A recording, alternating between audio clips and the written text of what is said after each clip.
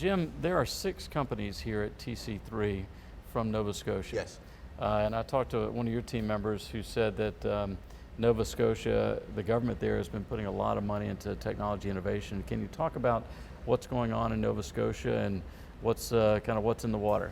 So we actually have, not just in Nova Scotia, but in the area I'm from, in Cape Breton, per capita, one of the fastest growing tech sectors in the world. Which, people are going to say, I've never heard of Cape Breton before, how can it be? But the key point there is per capita. So we've got a population just around 100,000 people. We've got a lot of startups. And that innovation, we're hoping will spur some great things. Because, it's a bit of a numbers game, but at the same time, if you don't get people into the game, you're never going to get a win. Right. And much more important than I think just the money that the province is putting into actually helping foster some of the startups, it's actually building the supportive community. Mm-hmm. Because as a founder of a company or a co-founder of a company, many of the same problems, the technical stuff I know, all the other problems are going to be the same. You're trying to find people, you're dealing with HR issues, you're trying to find your first customers, and having that supportive community where you can work together and you can build on each other's experience is immensely helpful. Mm-hmm. And I see that as actually the real value that the province is putting into it right now. For example, bringing 6 groups of companies out here and helping introduce us to the market and work with the market, and they've lined us up with the Canadian Consulate, who've made some other introductions for us. Mm-hmm. It facilitates a lot of that stuff, which is greatly helpful. How hard is it to recruit people to live in Nova Scotia or Cape Breton?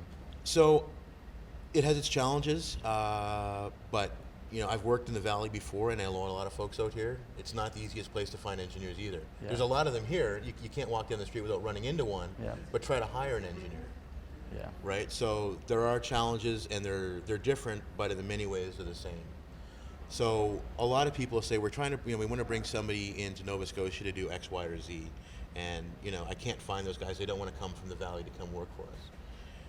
My view is that you're looking at the wrong type of people. You don't want to find somebody to convince them to move to where you're at because, it's for whatever reason. You want to convince people to come work for you because you're working on a cool piece of technology. Yeah. And most of the really good engineers I've worked with in the past, they're all about the technical challenges, and they want to find those cool projects to work on. So if you're working on something cool, that's how you're going to, it doesn't matter where you're at. People aren't going to Facebook or Twitter or Uber because it's in California. They're going there because they're working on cool challenges, right? They're building big networks. They're designing their own hardware for their data centers. Those are the kind of challenges that engineers want, and I think that needs to be the focus in trying to attract talent. Is saying, hey, we're working on a cool thing, and if you don't want that 2-hour commute from Gilroy to Sunnyvale in the morning, my commute is 4 minutes. I've lived in Boston. I've lived in Toronto. I've worked out here in the Valley. I've never had a 4-minute commute. Got it. Let me ask you this. When I say I'm from Austin, people immediately paint a picture of Austin. Right. They've been there. They know about the Austin city limits. They know about the music scene. They know about South by Southwest. Formula One now? Formula One. I just got an email about Formula One coming up. But paint a picture for me about what it's like to live and work in Nova Scotia. So living and working in Nova Scotia in some ways is like saying California. So LA is different than San Francisco. So we have different areas in Nova Scotia that are a bit different. There's a lot of similarities, but there's some differences. So in the area we're at in Cape Breton, the things you're going to notice first off is the air is easy to breathe. It's nice and clean. You can go for a walk. The safety is great. There are some limitations in that, there's not a bunch of concert halls and, every type of food in the world. And that's one of the things I miss. I'm a big guy. I like to eat. I would love to have a great Mexican restaurant somewhere nearby. But the upside is I've got that 4-minute commute. I'm not worried about my family anywhere. And I've got important things like high-speed internet. I'm only 20 milliseconds from Toronto. That's not far. That's now, fantastic. is it on the water? Is it a water-based community? Is it a mountain-based community? That's one of the other things. So we actually have, from my house, I've got a view of the Atlantic Ocean. Yeah. In 2 hours, I can be down to the community where my wife is from, which is on not just the side of a mountain. Well, there's the village itself, but there's a big mountain there. But on the other side of the town or the community is a harbor that overlooks the ocean. Yeah. So it's amazingly beautiful, and when you start looking at things like cost of living, so for $200,000, you can buy a nice house on the ocean.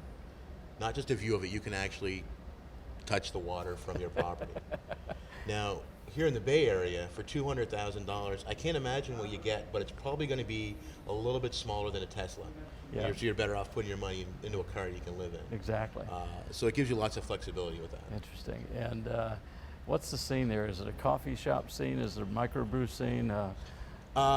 So there's actually a bit of both. So there was a coffee shop that recently moved kind of from where they were, which had a nice water view into the downtown part. And it's a small downtown. But what's happened is they've kind of situated themselves in the middle of a couple of the different startups. So all of a sudden now their client base has gone up, and you're getting meetings there that are happening randomly, much like one of the great things about here is you're running into people randomly. Sure. And you say, oh, how are things going today? I'm working on this. Well, wait a minute, that's kind of interesting. Maybe we can leverage some of that. So you're getting those collisions, and it's really helping. At the same time, we have 3 craft brewers in the area. Yep. We have an artisan rum being produced at the Fortress of Louisbourg, and we have a distillery producing, like, we can't say Scotch because we're not in Scotland, but the Canadian equivalent. Scotch-like. Scotch-like. So you still get those kind of things, right? That's great. Well, thanks for joining us today. We appreciate your time. Thank you very much. I appreciate it. Thanks.